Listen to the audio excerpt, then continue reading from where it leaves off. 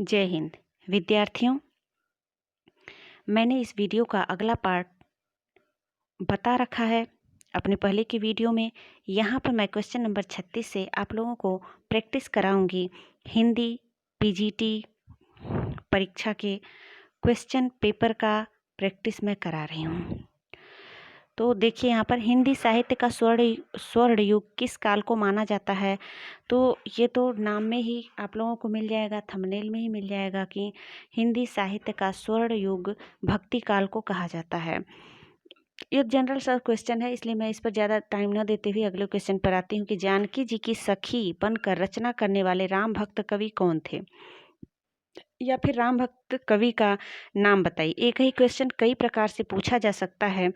जैसे यहाँ पर अभी एक क्वेश्चन है कि जानकी जी की सखी बनकर रचना करने वाले राम भक्त कवि का नाम बताइए, या फिर राम भक्त कवि का क्या नाम है, या राम भक्त कवि कौन थे। इस प्रकार से क्वेश्चन बन सकता है। तो देखिए इसका आंसर होगा अग्रदास। कहीं कहीं पर स्वामी अग्रदास नाम मिलेगा और कहीं कहीं पर केवल अग्रदास, जैसा कि यहाँ पर प्रस्तुत है। अगला क्वेश्चन देखिए, तुलसी की मान्यताएं किस संप्रदाय से सर्वाधिक प्रभावित होती हैं? सखी संप्रदाय, श्री संप्रदाय, रसिक संप्रदाय, या फिर ब्रह्म संप्रदाय। तो श्री संप्रदाय। तुलसी की मान्यताएं श्री संप्रदाय से सर्वाधिक प्रभावित हैं।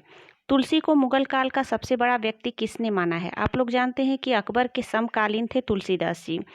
तो तुलसीदास जी को यदि देखा जाए तो तुलसीदास जी मुगल काल के समकालीन थे, यानी मुगल काल में तुलसीदास जी का समय था और उस समय उन्होंने रामचरितमानस की रचना की थी। तो यहाँ पर पूछा जा रहा है कि तुलसी को मुगल काल का सबसे बड़ा व्यक्ति किसने माना है? जॉर्ज ग्रिहर्सन ने, हजारी प्रसाद द्विवेदी ने, स्मिथ ने, या फिर ईश्वरी प्रसाद ने। इस प्रकार के डीप में क्वेश्चन पीजीटी में पूछा जाता है और पीजीटी के क्वेश्चन पेपर में ज़्यादा नंबर लाने होते हैं, तब जाकर मेरिट बनती है। केवल 60% से काम नहीं चलता है। इसमें 120 नंबर का क्वेश्चन आता है, जिसमें से कम 125 नंबर का क्वेश्चन आता है, और कम से कम 120 118 क्वेश्चन सही होना चाहिए।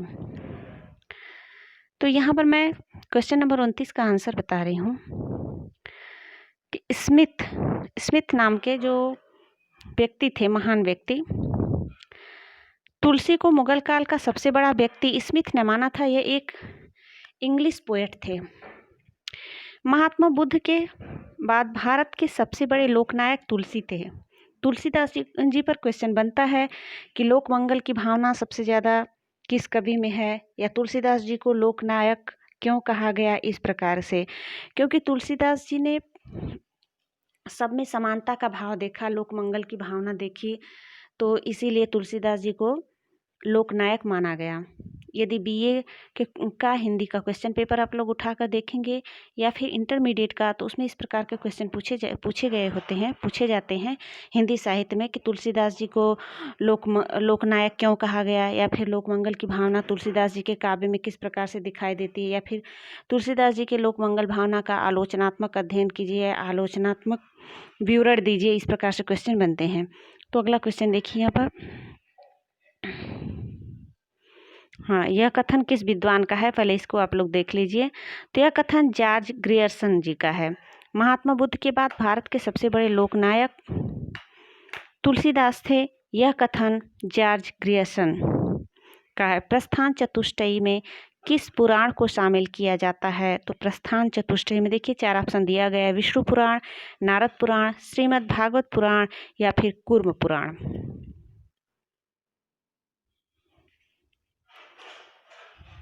श्रीमद् भागवत पुराण में प्रस्थान चतुष्टयी में किस पुराण को शामिल किया जाता है? तो श्रीमद् भागवत पुराण को। पुराण 18 होते हैं, एक देवी भागवत होता है और एक श्रीमद् भागवत। अन्य पुराणों के नाम भी आप लोग जानते होंगे, जैसे ये महाभारत है, ये भी पुराण है, स्कंद पुराण है, मत्स्य पुराण है, शिव पुराण। इस प्रकार से बहुत सारे पुराण हैं। 18 पुराण का नाम ज़्यादातर आता है। अगर क्वेश्चन में पूछ दे पुराण कितने हैं, तो पुराण 18 हैं, वेद 4 हैं। अगला क्वेश्चन देखिए, ईश्वरीय प्रेम को भक्ति की संज्ञा किसने दी? ईश्वरीय प्रेम को भक्ति की संज्ञा नारद ने दिया। नारद ऋषि वाले नहीं, नारद नाम से एक कवि थे। भक्तमाल के रचयिता कौन थे? भक्तमाल के रचयिता नाभादास जी थे। इस प्रकार का क्वेश्चन कई बार पूछा जा चुका है। अच्छा, ये मैं क्वेश्चन नंबर 27 पे पहुंच गई हूँ। अगला क्वेश्चन देखिए आप लोग, क्वेश्चन नंबर 38।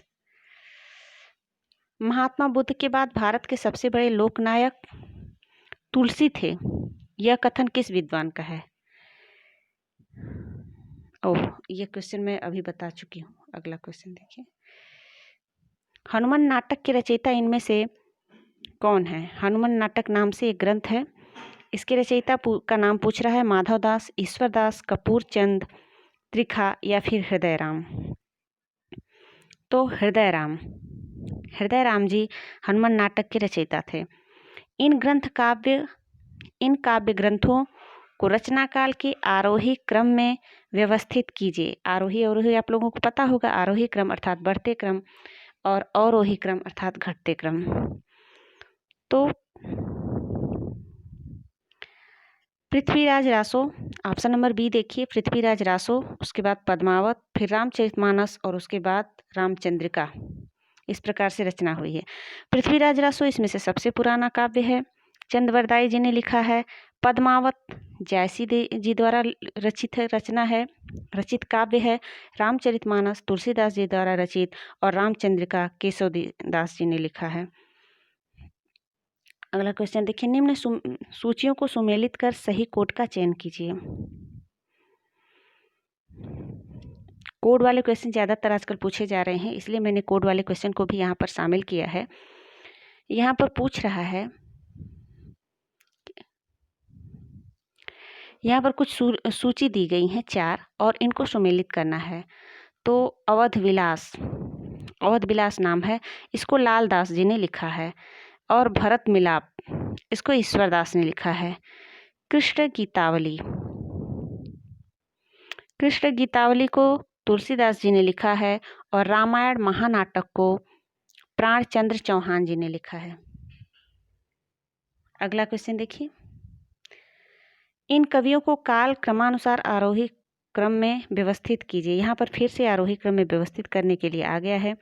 आप लोग देखिए, यहाँ पर ऑप्शन नंबर बी सही होगा।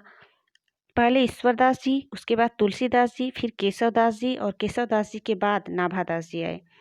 इनमें से केशवदास जी का जीवन काल क्या है? केशवदास जी का जीवन काल पूछा जा सकता है सामान्यतः, क्योंकि ये भी बहुत विद्वान कवि थे, बहुत अच्छे कवि थे। इनमें से केशवदास जी का जीवन काल क्या है?